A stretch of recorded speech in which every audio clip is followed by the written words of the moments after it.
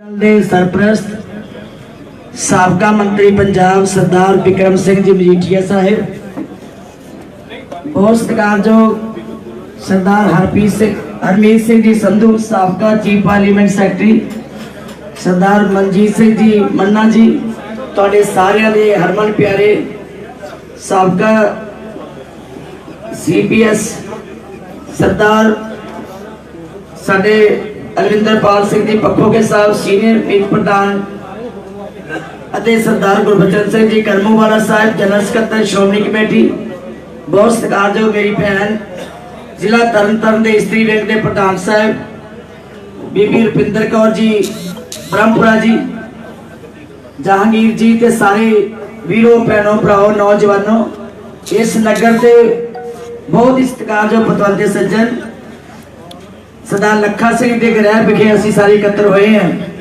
फतेह बुलाओ, वाहिगुरू जी का खालसा वाहिगुरू जी की फतेह।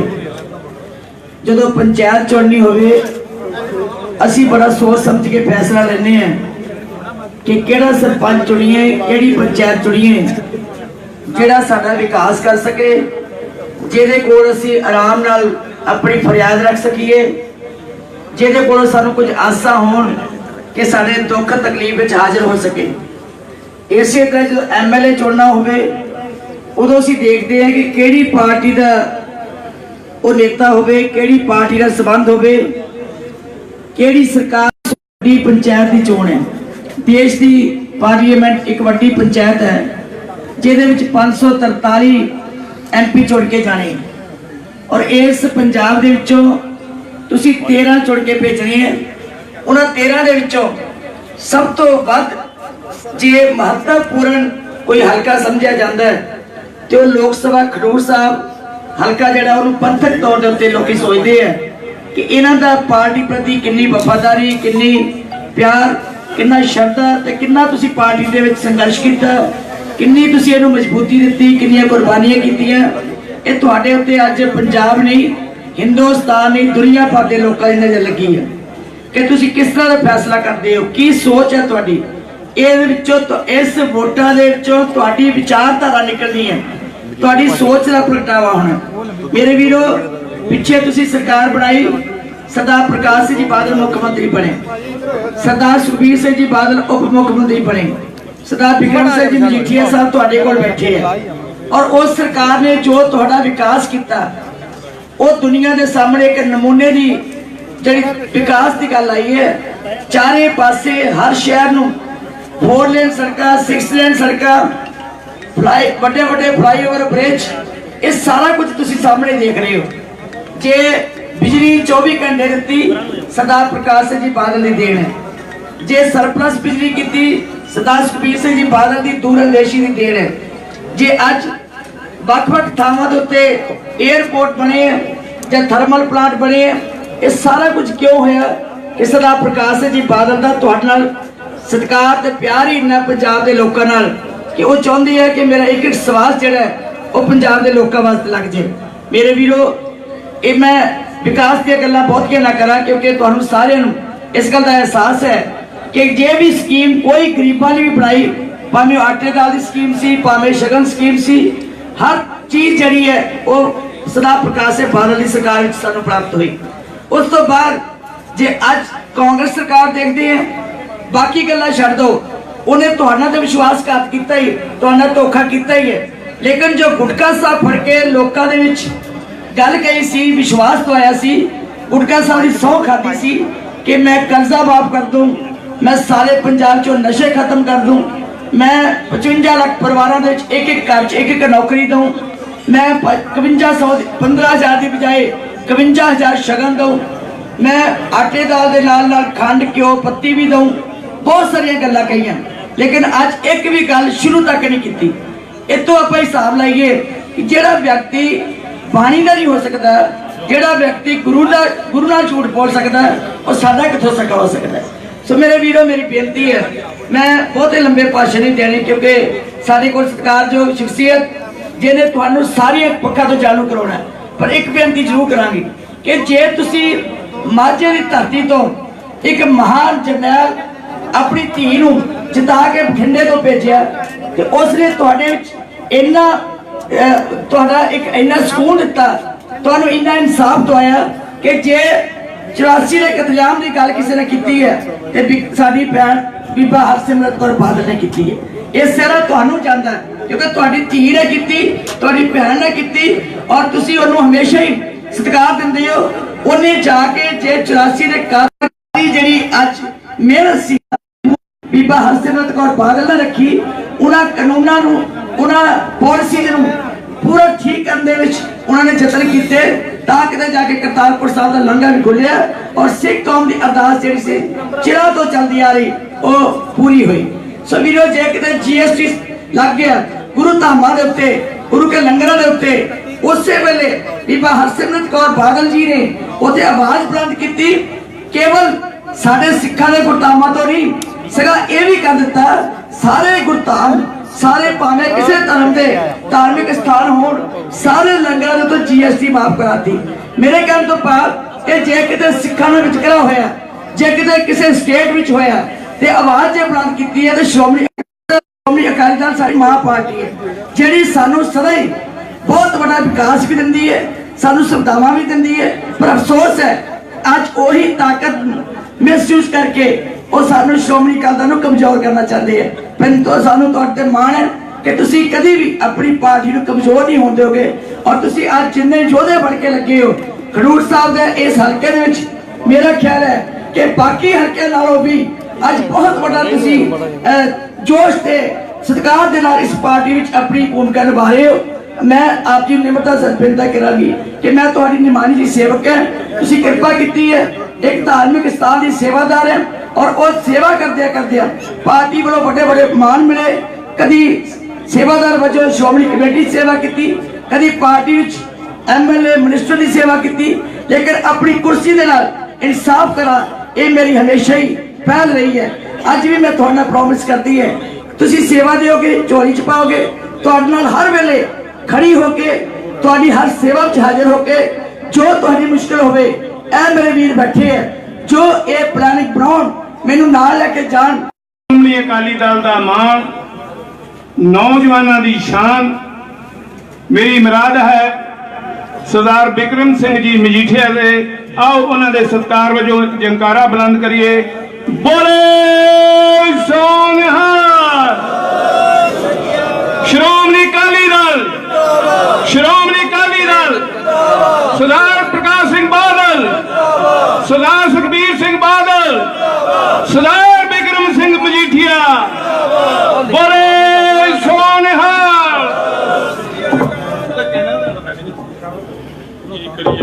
सिद्धा जा नौ कदे रूए जान पता नहीं की कुछ बोली जाए, बंदा तो बंदा ही हुंदा, उन्ना की हुंदा।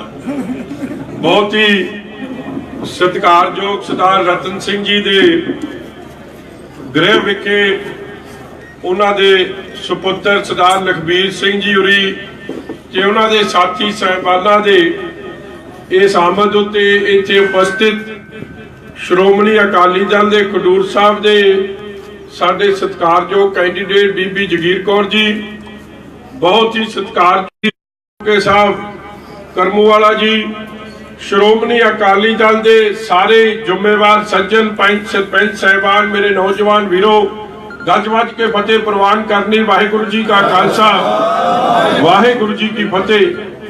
जिथे अज आपां एक बहुत ही अहम ते जरूरी मसले ते इत्थे सारे एकत्र होए हैं। मेरे तो पहला बोलते सारे बुलारे साहिबाना ने सारे पक्षां उत्ते अपने विस्तार पूर्वक विचार रखे। जिथे मैं सब तो पहला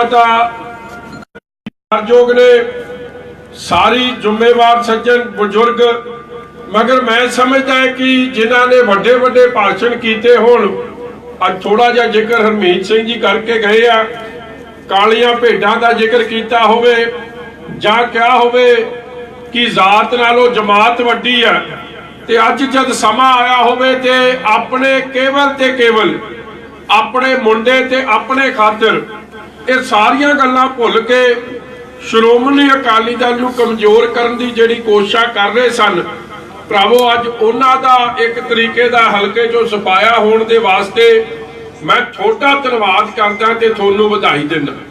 ਕੋਈ ਕੈਂਡੀਡੇਟ ਉਤਾਰ ਕੇ ਸ਼ਾਇਦ ਇਤਿਹਾਸ ਵੀ ਪਹਿਲੀ ਵਾਰੀ ਬਣ ਗਿਆ ਕਿ ਕੈਂਡੀਡੇਟ ਉਤਾਰਿਆ ਤੇ ਕੈਂਡੀਡੇਟ ਦੇ ਨਾਲ ਸਾਰੀ ਪਾਰਟੀ ਵੀ ਮੈਦਾਨ ਛੱਡ ਕੇ ਭੱਜ ਗਈ ਆ। ਉਹ ਵਿਚਾਰਾ ਜਰਨਲ ਵੀ ਮਹਿਸੂਸ ਕਰ ਰਿਹਾ ਹੋਣਾ ਕਿ ਵੱਡੇ ਵੱਡੇ ਜੰਗ ਦੇ ਮੈਦਾਨ 'ਚ ਤਾਂ ਖਲੋਤੇ ਰਹੇ, ਮਗਰ ਪਤਾ ਨਹੀਂ ਕਿਹਦੇ ਵੱਸ ਪੈ ਗਿਆ ਕਿ ਚੋਣ ਦੇ ਮੈਦਾਨ ਤੋਂ ਭੱਜਣਾ ਪੈ ਗਿਆ। ਇਸ ਲਈ ਜਰਨਲ ਵੀ ਖਰਾਬ ਹੀ ਹੋਇਆ।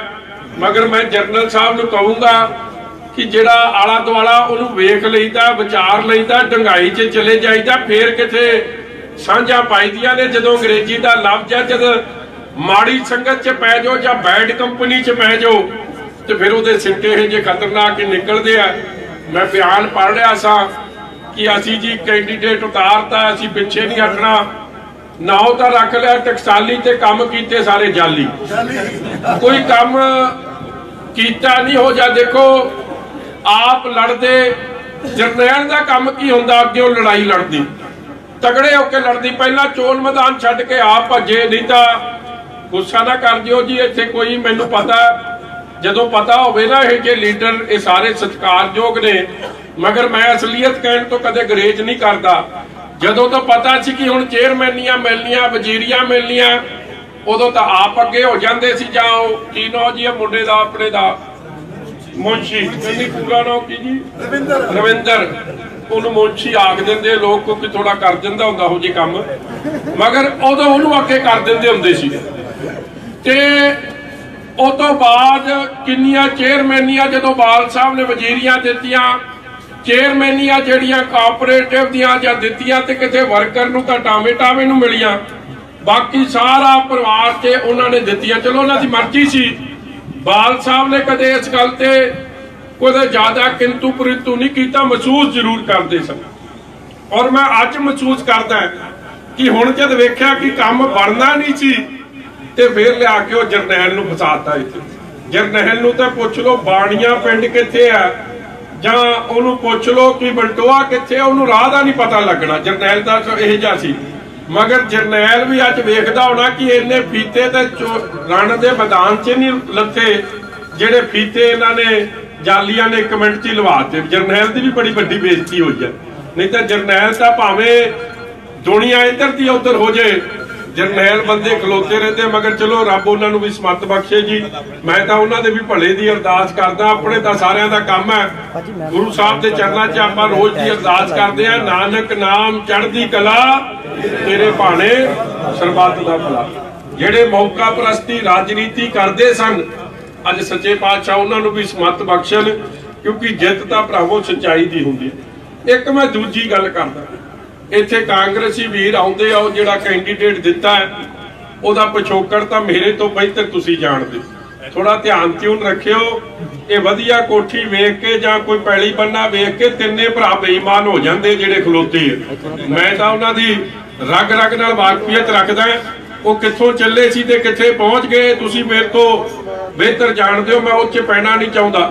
ਮਗਰ ਉਹ ਗੱਲ ਕੀ ਕਰਦੇ ਆ, ਉਹ ਗੱਲ ਕਰਦੇ ਆ, ਮੈਂ ਉਹਨਾਂ ਦਾ ਭਾਸ਼ਣ ਸੁਣ ਰਿਹਾ ਸੀਗਾ, ਗੁਰੂ ਸਾਹਿਬ ਦੇ ਪ੍ਰਤੀ ਗੱਲ ਕਰਦੇ। ਮੈਂ ਅੱਜ ਉਹਨਾਂ ਨੂੰ ਇੱਕ ਸਵਾਲ ਜ਼ਰੂਰ ਪੁੱਛਦਾ। ਮੈਨੂੰ ਲੱਗਦਾ ਇੱਥੇ ਕੋਈ ਇਹ ਜਿਹਾ ਜੀ ਨਹੀਂ ਹੋਣਾ ਇੱਥੇ ਜਿਹੜਾ ਸਹਿਬੇ ਕਮਾਲ ਧੰਨ ਧੰਨ 10ਵੇਂ ਪਾਤਸ਼ਾਹ ਗੁਰੂ ਗੋਬਿੰਦ ਸਿੰਘ ਜੀ ਮਹਾਰਾਜ ਦਾ ਸਤਿਕਾਰ ਨਾ ਕਰਦਾ ਹੋਵੇ।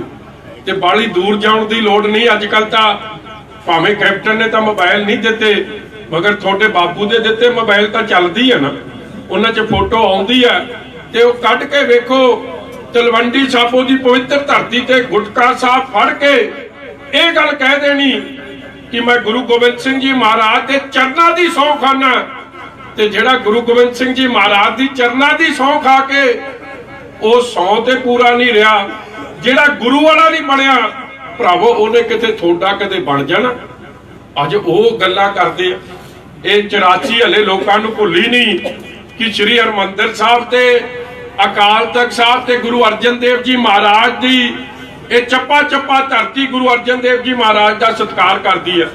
ਤੇ ਉਹਨਾਂ ਦਾ ਸ਼ਹੀਦੀ ਪਰਬ ਹੋਵੇ, ਬੱਚੇ ਬੱਚੀਆਂ ਸਾਡੀਆਂ ਧੀਆਂ ਮਾਵਾਂ ਬਜ਼ੁਰਗ ਉੱਥੇ ਮੱਥਾ ਟੇਕਣ ਗਏ ਹੋਣ, ਉੱਥੇ ਇਹ ਇਤਿਹਾਸ ਗਵਾਹੀ ਭਰਦਾ ਕਿ ਕੇਵਲ ਤੇ ਕੇਵਲ ਆਜ਼ਾਦੀ ਤੋਂ ਬਾਅਦ ਇੱਕੋ ਪ੍ਰਧਾਨ ਮੰਤਰੀ, ਇੱਕੋ ਪਰਿਵਾਰ ਤੇ ਇੱਕੋ ਪਾਰਟੀ ਗਾਂਧੀ ਪਰਿਵਾਰ ਤੇ ਕਾਂਗਰਸ ਪਾਰਟੀ ਹੈ ਜਿਨੇ ਟੈਂਕਾਂ ਤੋਪਾਂ ਨਾਲ ਉੱਥੇ ਅਟੈਕ ਕੀਤਾ, ਕਈਆਂ ਨੂੰ ਮਾਰਤਾ, ਕਈ ਸ਼ਹੀਦ ਹੋ ਗਏ।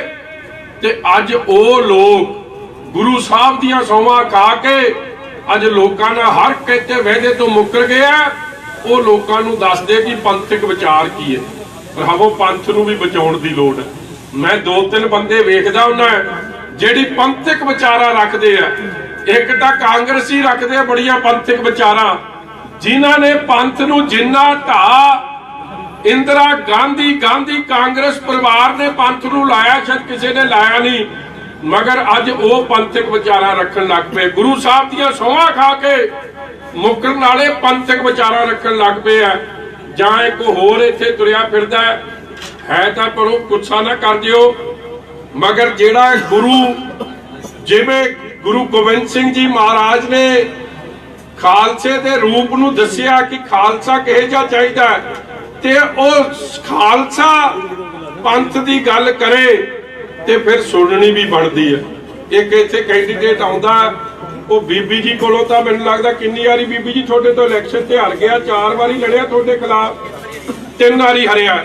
ਪਾਰਟੀ ਉਹਨੇ ਪਿਓ ਦੇ ਪੁੱਤ ਨੇ, ਉਹਨੇ ਤੇ ਉਹਦੇ ਪਿਓ ਨੇ ਛੱਡੀ ਕੋਈ ਨਹੀਂ। ਤੇ ਅੱਜ ਮੈਂ ਉਹਦੇ ਸਾਰੇ ਟੱਬਰ ਦਾ ਜਿਹੜਾ ਮੈਂ ਫੋਟੋ ਚਾਹੂੰਗਾ ਦੇਖ ਲਿਓ, ਇੱਕ ਨੇ ਵੀ ਕੇਸ ਨਹੀਂ ਰੱਖੇ, ਮਗਰ ਉਹ ਵੀ ਹੁਣ ਪੰਥਕ ਵਿਚਾਰਾ ਕਰਨ ਲੱਗ ਪਏ। ਕੀ ਬਣੂ ਪੰਥ ਦਾ ਜੇ ਲੋਕ ਕਰਨਗੇ? ਤੇ ਭਰਾਵੋ, ਅੱਗੇ ਗੱਲਾਂ ਵੇਖੋ ਕਿਹੋ ਜਿਹੀਆਂ ਕਰਦੇ ਨੇ ਜਿਹੜੇ ਲੋਕ। ਅੱਜ ਮੈਨੂੰ ਬੜੇ ਅਫਸੋਸ ਨਾਲ ਕਹਿਣਾ ਪੈਂਦਾ ਕਿ ਜਿਨ੍ਹਾਂ ਨੇ ਇਸ ਕੈਂਡੀਡੇਟ ਦੀ ਜਿਹਦੀ ਪਾਰਟੀ ਤੋਂ ਇਹ ਖਲੋਤੇ ਨੇ, ਉਹ ਕਿਹੜੀ ਪਾਰਟੀ ਹੈ ਜੀ? ਇੱਕ ਤਾਂ ਪਾਰਟੀਆਂ ਹੀ ਬੜੀਆਂ ਬਦਲ ਗਈਆਂ, ਨਵੀਂ ਪਾਰਟੀ, ਇੱਕ ਤਾਂ ਆਪ ਹੈ, ਇੱਕ ਪਾਪ ਹੈ। ਹਾਂ, ਪਾਪ ਹੀ ਹੈ। ਉਹਨੇ ਨਾਂ ਤਾਂ ਰੱਖ ਲਿਆ ਪੰਜਾਬ ਏਕਤਾ ਪਾਰਟੀ। ਉਹਦੀ ਏਕਤਾ ਤਾਂ ਅੱਜ ਤੱਕ ਕਿਸੇ ਨਾਲ ਨਹੀਂ ਬਣੀ, ਨਾ ਕਾਂਗਰਸ 'ਚ ਰਿਹਾ, ਉਦੋਂ ਕੈਪਟਨ ਨਾਲ ਨਾ ਬਣੀ। ਫਿਰ ਬਾਜਵਾ ਆ ਗਿਆ, ਉਹਦੇ ਨਾਲ ਰੱਟਾ ਪੈ ਗਿਆ। ਫਿਰ ਕੇਪੀ ਆ ਗਿਆ, ਉਹਦੇ ਨਾਲ ਰੱਟਾ ਪੈ ਗਿਆ। ਨਾਂ ਬੜਾ ਚੁਣ ਕੇ ਰੱਖਿਆ, ਮਗਰ ਕਿਉਂਕਿ ਮੈਂ ਮਹਿਸੂਸ ਕਰਦਾ ਸੀ ਉਹ ਵੀ ਕਿਤੇ ਨਾ ਕਿਤੇ ਦਿਲੋਂ ਸਮਝਦਾ ਸਾਡੀ ਤਾਂ ਕਦੇ ਕਿਸੇ ਨਾਲ ਏਕਤਾ ਹੋਈ ਨਹੀਂ, ਨਾ ਹੋਣੀ ਆ, ਸੁਭਾਅ ਹੀ ਇਹ ਜਿਹਾ। ਮਗਰ ਉਹ ਮੇਰਾ ਵੀਰ ਇੱਥੇ ਆ ਕੇ ਪ੍ਰਚਾਰ ਕਰਦਾ ਕਿਹਦਾ ਬਾਰੇ? ਉਹ ਜਿਹੜੇ ਬੀਬੀ ਜੀ ਖਲੋਤੇ ਆ।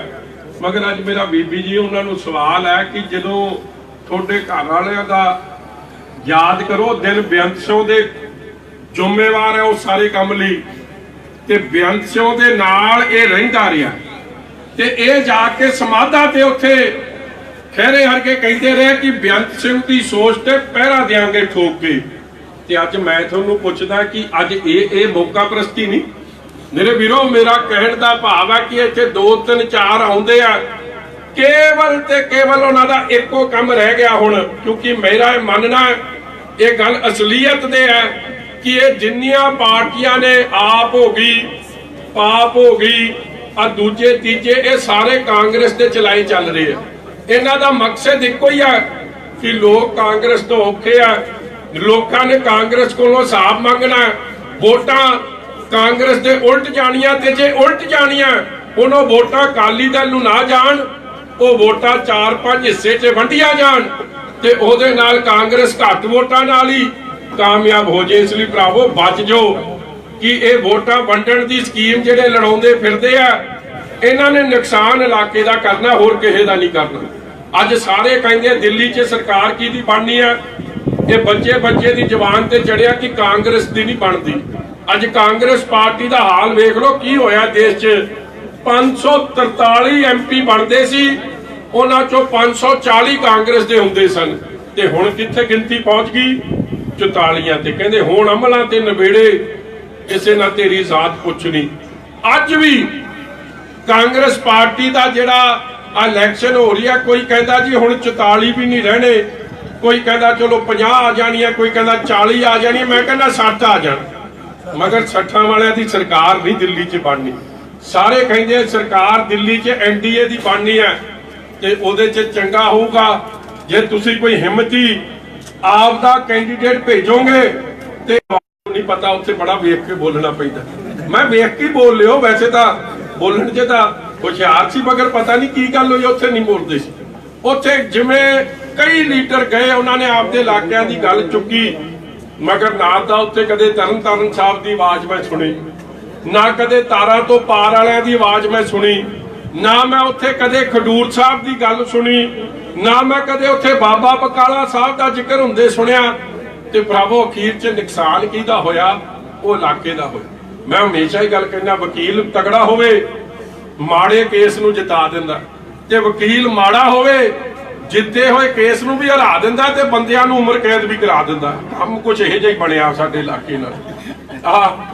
2012 ਚ ਕੰਮ ਹਿੱਲ ਗਿਆ ਸੀ, ਮਗਰ ਪਾਰਟੀ ਨੇ ਕਿਰਪਾ ਕਰਤੀ, ਤੁਸੀਂ ਕਿਰਪਾ ਕਰਤੀ ਸਾਰਿਆਂ ਨੇ, ਤੇ ਵੱਡੀ ਗਿਣਤੀ 'ਚ MP ਬਣ ਕੇ ਚਲੇ ਗਏ। ਮਗਰ MP ਦੀ ਜੋ ਜ਼ਿੰਮੇਵਾਰੀਆਂ ਸਨ, ਉਹ ਜ਼ਿੰਮੇਵਾਰੀਆਂ ਨਿਭਾਈਆਂ ਨਹੀਂ। ਅੱਜ ਵੇਖੋ ਕਿੱਡੀ ਪਾਰਟੀ ਬਣਾਈ ਤੇ ਕੈਂਡੀਡੇਟ ਇੱਕੋ ਹੀ ਰਹਿ ਗਿਆ ਲੈ ਦੇ ਕੇ। ਉਹ ਕਿਹੜਾ ਅਨੰਦਪੁਰ ਸਾਹਿਬ ਵਾਲੇ ਦਾ ਨਾਮ ਵੀਰ ਦਵਿੰਦਰ ਸਿੰਘ, ਉਹਨੇ ਵੀ ਸਤਿਕਾਰਯੋਗ ਨੇ, ਮਗਰ ਪਾਰਟੀ ਛੱਡੀ ਕੋਈ ਨਹੀਂ ਉਹਨੇ। ਇੱਕ ਬਸਪਾ ਹੀ ਰਹਿ ਗਈ। ਇਸ ਤੋਂ ਬਾਅਦ ਕਾਂਗਰਸ 'ਚ ਵੀ ਜਾਏ, ਸਿੱਖ ਸਟੂਡੈਂਟ ਫੈਡਰੇਸ਼ਨ 'ਚ ਵੀ ਜਾਏ, PPP ਬਣੀ ਸੀ ਉਹਦੇ 'ਚ ਵੀ ਥੋੜਾ ਚਿਰ ਲਾਏ, ਆਪ ਬਣੀ ਸੀ ਉਹਦਾ ਵੀ ਝਾੜੂ ਦਾ ਵੀ ਤੀਲਾ ਹੋ ਗਿਆ, ਉਧਰ ਵੀ ਜਾਏ, ਫਿਰ ਥੋੜਾ ਚਿਰ ਆ ਦੂਜੀ ਇੱਕ ਪਾਰਟੀ ਹੋਰ ਬਣੀ ਸੀ ਉਹਦੇ 'ਚ ਵੀ ਜਾਏ, ਤੇ ਹੁਣ ਇਹਦੇ 'ਚ ਚਲੇ ਗਏ। ਭਰਾਵੋ ਇੱਕ ਕੈਂਡੀਡੇਟ ਰਹਿ ਗਿਆ 13 ਚੋਂ, ਤੇ ਕੇਵਲ ਇੱਕੋ ਸਕੀਮ ਹੈ ਕਿ ਸ਼੍ਰੋਮਣੀ ਅਕਾਲੀ ਦਲ ਨਾ ਕਾਮਯਾਬ ਹੋ ਜੇ, ਕਿਉਂਕਿ ਜੇ ਸ਼੍ਰੋਮਣੀ ਅਕਾਲੀ ਦਲ ਕਾਮਯਾਬ ਹੁੰਦਾ ਤੇ ਕਾਂਗਰਸ ਕਮਜ਼ੋਰ ਹੁੰਦੀ ਹੈ, ਤੇ ਫਿਰ ਕੈਪਟਨ ਅਮਰਿੰਦਰ ਕਿਤੇ ਔਖਾ ਨਾ ਹੋ ਜੇ। ਇਸ ਲਈ ਜਿਹੜੇ ਲੋਕ ਅੱਜ ਕਾਂਗਰਸ ਦੇ ਇਸ਼ਾਰੇ ਤੇ ਨੱਚ ਰਹੇ ਆ, ਉਹਨਾਂ ਤੋਂ ਬਚਣ ਦੀ ਲੋੜ ਆ। ਪਿੰਡ 'ਚ ਅੱਜ ਜੇ ਲੜਾਈ ਹੋਈ ਹੈ ਸਰਪੰਚੀ ਦੀ, ਤੇ ਉੱਥੇ ਕਾਂਗਰਸ ਤੇ ਸ਼੍ਰੋਮਣੀ ਅਕਾਲੀ ਦਲ ਦੀ ਹੋਈ ਆ। ਮੈਨੂੰ ਇਹ ਮੰਨਣਾ ਕਿ ਆਪਣੇ ਕਈ ਸਰਪੰਚ ਬਣ ਜਾਣੇ ਸੀ, ਮਗਰ ਜਿਨ੍ਹਾਂ ਦੇ ਕਿਸੇ ਦੇ ਕਾਗਜ਼ ਰਿਜੈਕਟ ਕਰਤੇ, ਕਿਸੇ ਦੇ ਲਿਖਤਾ ਜੀ, ਇੱਕ ਤਾਂ ਪੱਕਾ ਹੀ ਕੰਮ ਲਿਖਿਆ ਸੀ ਨਾ, ਜਿੱਥੇ ਅਕਾਲੀ ਕੋਈ ਜਿੱਤਦਾ ਸੀ ਉੱਥੇ ਲਿਖਤਾ ਜੀ ਇੱਥੇ ਪੰਚਾਇਤੀ ਪਹਿਲੀ ਤੇ ਦਾ ਕਬਜ਼ਾ।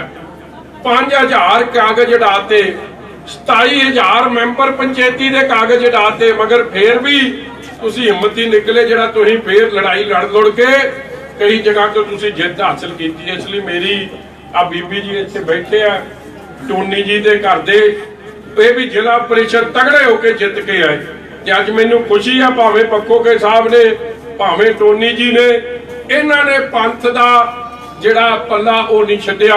ਇਹ ਸਮਝ ਚੁੱਕੇ ਸਨ ਇਹ ਖੇਡਾਂ ਜਿਹੜੀਆਂ ਇਸ ਹਲਕੇ 'ਚ ਖੇਡੀਆਂ ਜਾ ਰਹੀਆਂ। ਇਸ ਲਈ ਮੇਰੇ ਵੀਰੋ, ਜਿਨ੍ਹਾਂ ਨੇ ਸਹੁੰਆਂ ਕਾਂਗਰਸ ਪਾਰਟੀ ਨੇ ਖਾਧੀਆਂ ਸੀ ਨਾ, ਜਦ ਆਉਣਗੇ ਇੱਥੇ ਉਹਨਾਂ ਨੂੰ ਪੁੱਛੋ ਕਰਜ਼ਾ ਮਾਫੀ ਦੀ ਤੁਸੀਂ ਫਾਰਮ ਭਰਾਏ ਸਨ, ਕਿਸੇ ਦਾ ਕਰਜ਼ਾ ਮਾਫ ਹੋਇਆ ਜੀ? ਖਡੂਰ ਸਾਹਿਬ ਇੱਥੋਂ ਤਾਂ ਕਾਂਗਰਸੀ MLA ਜਿੱਤਿਆ, ਸਿੱਕੀ ਨੇ ਤਾਂ ਘਰ ਕਰਜ਼ੇ ਮਾਫੀ ਕਰਤੇ ਹੋਣੇ। ਹੁਣ ਤਾਂ ਉਹੀ ਮੋੜਦਾ ਹੋਣਾ ਤੁਹਾਡੇ ਕਰਜ਼ੇ।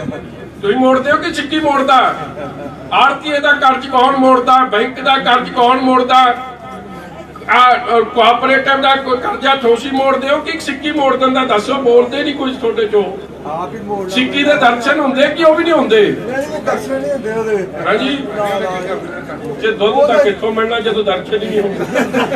ਫਿਰ ਆਵੋ ਕਿ ਬਾਲ ਸਾਹਿਬ ਗੱਲ ਸੁਣਾਉਂਦੇ ਹੁੰਦੇ ਆ, ਉਹ ਕਹਿੰਦੇ ਜੀ ਇੱਕ ਮੱਝ ਸੀ ਬਹੁਤ ਸੋਹਣੀ, ਤੇ ਮੱਝ ਨੂੰ ਵੇਖ ਕੇ ਕਿਸੇ ਨੇ ਕਿਹਾ ਜੀ ਆ ਦੁੱਧ ਕਿੰਨਾ ਦਿੰਦੀ ਹੈ? ਕਹਿੰਦੀ ਆ ਦੁੱਧ ਤਾਂ ਨਹੀਂ ਦਿੰਦੀ, ਸਿੰਘ ਵੀ ਬੜੇ ਲੰਬੇ ਲੰਬੇ, ਪੂੰਛ ਵੀ ਬੜੀ ਲੰਮੀ, ਸਰੀਰ ਵੀ ਵਧੀਆ, ਕਹਿੰਦੇ ਤਾਂ ਕੱਲੀ ਦਰਸ਼ਨ ਹੀ ਦਿੰਦੀ ਹੈ। ਉਹ ਹਾਲ ਕਾਂਗਰਸ ਦਾ ਦਰਸ਼ਨ ਵੀ, ਇਹਨਾਂ ਦਾ ਤਾਂ ਦਰਸ਼ਨ ਵੀ ਹੋਣ ਤੋਂ ਗਏ। ਹੁਣ ਭਰਾਵੋ, ਇਹ ਨਾ ਕਰਜ਼ਾ ਮਾਫੀ, ਨੌਜਵਾਨਾਂ ਨੂੰ ਕਿਹਾ ਘਰ ਘਰ ਨੌਕਰੀ। ਸਾਡੇ ਮੁਲਾਜ਼ਮ ਵੀਰ ਖਲੋਤੇ ਆ, ਇਹਨਾਂ ਨੇ ਨਾਰਾ ਤਾਂ ਨਹੀਂ ਮਾਰ ਸਕਦੇ, ਵਿਚਾਰੇ ਸਸਪੈਂਡ ਹੋ ਜਾਣਗੇ, ਮਗਰ ਨਵਿਆਂ ਨੂੰ ਤਾਂ ਕੀ ਨੌਕਰੀ ਦੀ ਸੀ? ਇਹਨਾਂ ਦੇ ਹੱਕਾਂ 'ਚ ਡਾਕੇ ਪੈ ਗਏ। ਪਹਿਲੀ ਵਾਰ ਹੋਇਆ ਹਰ ਮੁਲਾਜ਼ਮ ਦਾ ਤੱਕ ਕੋਈ 80,000 ਕਰੋੜ ਜਿਹੜਾ ਲੋਕਾਂ ਦੀ ਜੇਬਾਂ 'ਚੋਂ ਬਿਜਲੀ ਬੋਰਡ ਨੂੰ ਜਾਣਾ ਸੀ, ਉਹ ਬਾਲ ਸਾਹਿਬ ਨੇ ਦੇਣ ਦਾ ਕੰਮ ਕੀਤਾ। ਫਿਰ ਮੈਨੂੰ ਯਾਦ ਹੈ ਜਦੋਂ ਉਹਨਾਂ ਨੇ ਸ਼ਗਨ ਸਕੀਮ ਸ਼ੁਰੂ ਕੀਤੀ ਤੇ ਕਾਂਗਰਸੀ ਕਹਿੰਦੇ ਸੀ ਇਹ ਮਾਮੇ ਨਾਨੇ ਦੀ ਸਰਕਾਰ ਬਣ ਗਈ ਹੈ, ਇਹ ਦਿੱਤੇ ਨਹੀਂ ਜਾਣੇ, ਮਗਰ ਉਹ ਸ਼ੁਰੂਆਤ ਵੀ ਬਾਲ ਸਾਹਿਬ ਨੇ ਕੀਤੀ। ਫਿਰ ਕਿਹਾ 2000 'ਚ ਆਟੇ ਦਾਲ ਦਵਾਂਗੇ, ਕਾਂਗਰਸੀ ਕਹਿੰਦੇ ਸੀ ਦਿੱਤਾ ਨਹੀਂ ਜਾਣਾ ਬਾਪੂ ਕੋਲੋਂ। ਸਾਧ ਸੰਗਤ ਜੀ, ਬਾਲ ਸਾਹਿਬ ਨੇ ਉਹ ਵਾਅਦਾ ਪੂਰਾ ਕੀਤਾ ਕਿ ਨਹੀਂ ਕੀਤਾ? ਤੁਸੀਂ ਦੱਸ ਦਿਓ। ਆਟੇ ਦਾਲ ਦੇ ਕਾਰਡ ਦਿੱਤੇ ਤੇ ਕਾਂਗਰਸੀ ਕਹਿੰਦੇ ਸੀ ਬਾਪੂ ਤਾਂ ਆਟਾ ਦਾਲ ਦਿੰਦਾ, ਅਸੀਂ ਨਾਲ ਘਿਓ ਤੇ ਖੰਡ ਵੀ ਦਵਾਂਗੇ। ਮੈਨੂੰ ਲੱਗਦਾ ਕਈਆਂ ਦਾ ਆਟਾ ਵੀ ਜਾਂਦਾ ਰਿਹਾ। ਇਹੀ ਅਸਲੀਅਤ ਹੈ।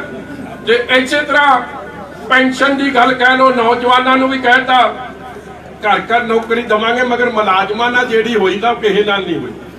ਇਹਨਾਂ ਨੂੰ ਪਹਿਲਾਂ ਤਾਂ 4000 ਕਰੋੜ ਇਹਨਾਂ ਦਾ ਡੀਏ ਦਾ ਡਿਊ ਹੈ। ਹਰ ਚੌਥੇ ਮਹੀਨੇ ਤੀਜੇ ਮਹੀਨੇ ਇਹਨਾਂ ਨੂੰ ਡੀਏ ਦੀ ਕਿਸ਼ਤ ਬਣਦੀ ਹੈ, ਇਹਨਾਂ ਨੂੰ ਨਹੀਂ ਮਿਲੀ। ਆ ਭਾਵੇਂ ਜੇ ਮੇਰੀ ਗੱਲ ਸੱਚੀ ਹੋਵੇ ਨਾ ਮੁਲਾਜ਼ਮ ਵੀਰੋ, ਤੁਸੀਂ ਜਕਾਰਾ ਜਕੂਲਾ ਨਾ ਛੱਡਿਓ, ਮਾੜਾ ਜਿਹਾ ਹੱਥ ਕੀ ਵਿਖਾ ਦਿਓ, ਇਹਦੇ ਨਾਲ ਲੋਕ ਸਮਝ ਜਾਣਗੇ ਕਿ ਮਜੀਠੀਆ ਸੱਚ ਬੋਲਣ ਡਿਆ ਕਿ ਝੂਠ ਬੋਲਣ ਡਿਆ। ਨਾ ਇਹਨਾਂ ਨੂੰ ਕਿਸ਼ਤ ਮਿਲੀ ਡੀਏ ਦੀ ਹੱਕ ਦੀ ਕਮਾਈ, ਫਿਰ ਇਹਨਾਂ ਦੀ ਹਰ ਮਹੀਨੇ ਤਨਖਾਹ ਚੋਂ ਪੀਐਫ ਕੱਟਦਾ ਹੁੰਦਾ ਹੈ ਕਿ ਜਦ ਮਰਜ਼ੀ ਆਪਦੇ ਬੱਚੇ ਦੇ ਵਿਆਹ ਵਾਸਤੇ ਆ, ਘਰ ਦੇ ਵਾਸਤੇ ਵਰਤ ਸਕਦੇ ਆ। ਮੇਰੇ ਕੋਲ ਹਜ਼ਾਰਾਂ ਮੁਲਾਜ਼ਮ ਆਉਂਦਾ ਕਿ ਵਿੱਤ ਮਹਿਕਮੇ 'ਚ ਫੋਨ ਕਰਦੇ, ਸਾਡਾ ਹੱਕ ਦੀ ਕਮਾਈ ਸਾਨੂੰ ਨਹੀਂ ਮਿਲ ਰਹੀ, ਪੀਐਫ ਦੀ ਕਿਸ਼ਤ ਇਹਨਾਂ ਨੂੰ ਨਹੀਂ ਮਿਲਦੀ।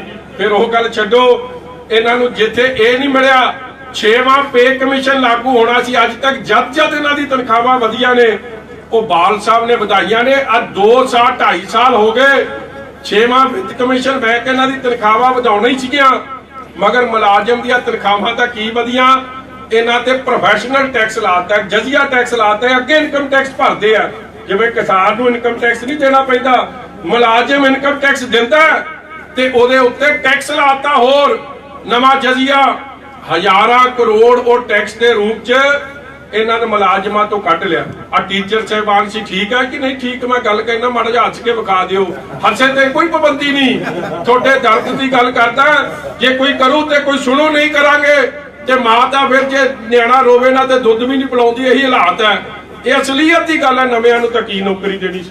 ਇਸੇ ਤਰ੍ਹਾਂ ਉਹ ਟੀਚਰ ਸਾਹਿਬਾਨ ਵੈਸੇ ਤਾਂ ਬੜਾ ਇਹ ਭਾਸ਼ਣ ਕਰਦੇ ਆ ਕਾਂਗਰਸੀ ਵੱਡੇ ਵੱਡੇ ਕਿ ਸਾਡੇ ਗੁਰੂ ਨੇ, ਤੇ ਗੁਰੂਆਂ ਦਾ ਕੀ ਹਾਲ ਕੀਤਾ ਟੀਚਰਾਂ ਦਾ ਤੁਹਾਨੂੰ ਮੇਰੇ ਤੋਂ ਬਿਹਤਰ ਪਤਾ। ਬਾਲ ਸਾਹਿਬ ਵੇਲੇ 45,000 ਮਿਲਦਾ ਸੀ, ਤਨਖਾਹ ਘਟਾ ਕੇ ਕਰਤੀ 10,000। ਕੋਈ ਸਰਕਾਰ ਅੱਜ ਤੱਕ ਪੰਜਾਬ ਦੀ ਇਹ ਜੀ ਨਹੀਂ ਹੋਈ ਜਿਹੜੀਆਂ ਤਨਖਾਹਾਂ ਘਟਾ ਦੇਵੇ। ਤਨਖਾਹਾਂ ਵੱਧਦੀਆਂ ਜ਼ਰੂਰ ਹੁੰਦੀਆਂ ਨੇ, ਵਜ਼ੀਰਾਂ ਦੀਆਂ ਤਨਖਾਹਾਂ ਵੱਧ ਗਈਆਂ, ਜਿਹਨੇ ਆਉਣ ਵਾਲੀ ਪੀੜ੍ਹੀ ਤਿਆਰ ਕਰਨੀ ਸੀ ਉਹਦੀ ਤਨਖਾਹ 10,000 ਕਰਤੀ, ਤੇ ਉਹ ਵਿਚਾਰੇ ਆਪ ਦੀ ਮੰਗਾਂ ਮੰਗਣ ਚਲੇ ਗਏ ਮੋਤੀ ਮਹਿਲ। ਤੇ ਮੋਤੀ ਮਹਿਲ ਗਏ, ਪਹਿਲੇ ਗੱਡੀ ਸਰਵਿਸ ਸਟੇਸ਼ਨ ਖੁੱਲੇ ਨਾ ਮੋੜ ਮੋੜ ਤੇ, ਪਹਿਲਾਂ ਤਾਂ ਜਿਹੜੇ ਟੀਚਰ ਗਏ ਉਹਨਾਂ ਨੂੰ ਐਨ ਚੰਗੀ ਤਰ੍ਹਾਂ ਧੋਤਾ ਜਿਵੇਂ ਗੱਡੀ ਸਰਵਿਸ ਕਰੀਦੀ ਹੁੰਦੀ ਹੈ। ਜਿਹੜਾ ਬਚ ਗਿਆ ਉਹ ਪੁਲਿਸ ਵਾਲੇ ਵੀਰਾਂ ਕੋਲ ਹੁੰਦੀ ਆ, ਕਈ ਵਾਰੀ ਉਹ ਡਾਂਗਾ ਕੱਢ ਕੇ ਵਿਖਾਉਂਦੇ। ਜਿਹੜੇ ਸਾਡੇ ਵਰਗੇ ਅਕਾਲੀ ਥਾਣੇ ਗਏ ਆ, ਉੱਥੇ ਦਰਸ਼ਨ ਹੋਏ ਉਹਨੇ, ਆ ਮਿਲ ਸੱਜਣਾ ਅੱਖੀਆਂ ਉਡੀਕਦੀਆਂ, ਇਹਨਾਂ ਦੇ ਲਿਖੇ ਹੁੰਦੇ ਉੱਥੇ 2-3 ਇਹਨਾਂ ਕੋਲ ਹੁੰਦੇ ਆ। ਉਹ ਜਦੋਂ ਇਹਨਾਂ ਨੇ ਦਰਸ਼ਨ ਦੇਣੇ ਹੁੰਦੇ ਆ, ਉਹ ਪਹਿਲਾਂ ਟੀਚਰ ਸਾਹਿਬਾਨਾਂ ਨੂੰ ਉਹ ਫੇਰੀਆਂ। ਜਿਹੜਾ ਉਹਨਾਂ ਤੋਂ ਬਚ ਗਿਆ ਅਖੀਰ 'ਚ ਉਹਨਾਂ ਤੇ ਪਰਚੇ ਦੇ ਦਿੱਤੇ, ਤੇ ਜਦ ਪਰਚੇ ਹੋ ਗਏ ਤੇ ਵਿਚਾਰੇ ਚੀਕਾਂ ਮਾਰਨ ਕਿ ਅਸੀਂ ਤਾਂ ਆਪਦੀ 10,000 ਤੋਂ 45,000 ਕਰਾਉਣ ਗਏ ਸੀ ਤੇ ਉਲਟਾ ਆ ਕੁਛ ਸਾਡੇ ਨਾਲ ਹੋ ਗਿਆ। ਭਰਾਵੋ, ਇਹ ਤਾਂ ਮੌਜੂਦੇ EMPLOYEES ਨਾਲ ਬਣਦੀ ਹੈ, ਮੌਜੂਦਾ ਲੋਕੀ ਜਿਹੜੀ ਤਨਖਾਹ ਸਰਕਾਰ ਦੇ ਅਫਸਰ ਆ ਉਹਨਾਂ ਨਾਲ ਬਣ ਰਹੀ ਹੈ। ਤੇ ਨਵਿਆਂ ਨੇ ਕੀ ਹੋਣਾ? ਆ ਨੌਜਵਾਨਾਂ ਨੂੰ ਕਹਿੰਦਾ ਬੇਰੋਜ਼ਗਾਰੀ ਭੱਤਾ ਦੇਵਾਂਗੇ 2500, ਮਿਲਿਆ ਜੀ ਫਿਰ ਕਿਸੇ ਨੂੰ? ਪੈਨਸ਼ਨ ਕਹਿੰਦੇ 2500 ਹੋ ਜੂ।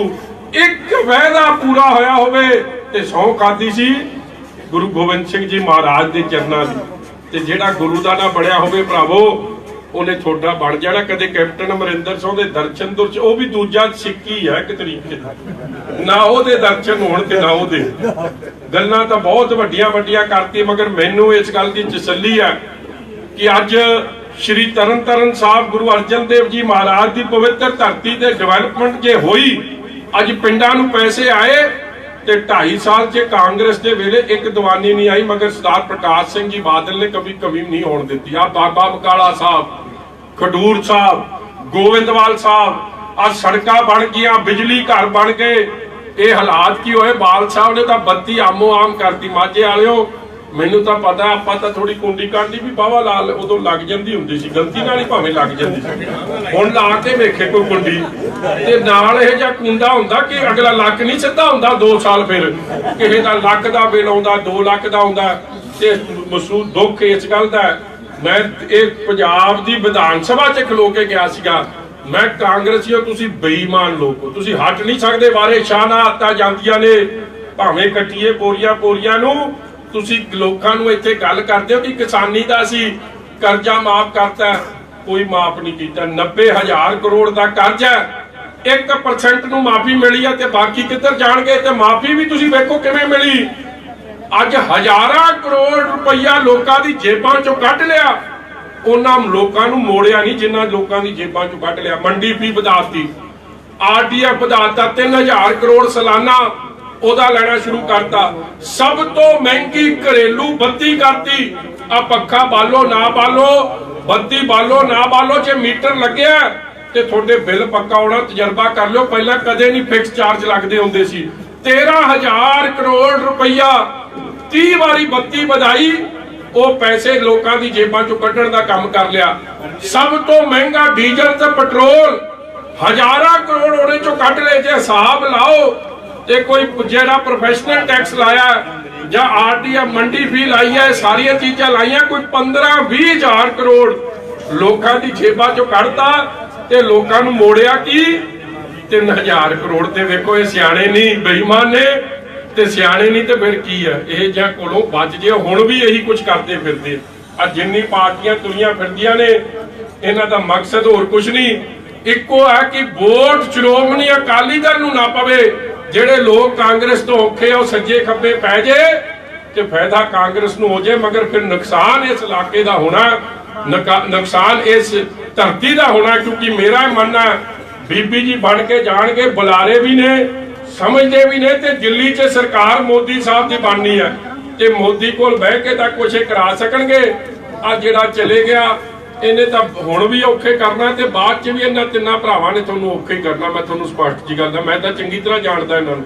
ਮਗਰ ਮੇਰੇ ਵੀਰੋ 65 ਸਾਲ ਦੇਸ਼ ਤੇ ਕਾਂਗਰਸ ਪਾਰਟੀ ਨੇ ਰਾਜ ਕੀਤਾ ਤੇ 65 ਸਾਲ ਦੇ ਰਾਜ 'ਚ ਕਿਹਦਾ ਰਾਜ ਰਿਹਾ ਹੈ? ਜਵਾਹਰ ਲਾਲ ਨਹਿਰੂ, ਇੰਦਰਾ ਗਾਂਧੀ,